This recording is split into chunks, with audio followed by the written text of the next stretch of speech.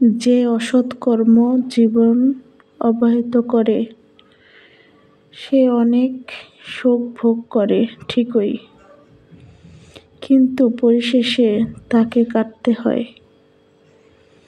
কিন্তু যে ব্যক্তি সৎ কর্ম করে জীবন অতিবাহিত করে তাকে অনেক কষ্ট ভোগ করতে হয় ঠিকই, কিন্তু শেষ হাসিটা সেই হাসে, কারণ ভগবানের সৃষ্টি সর্বদাই প্রকট।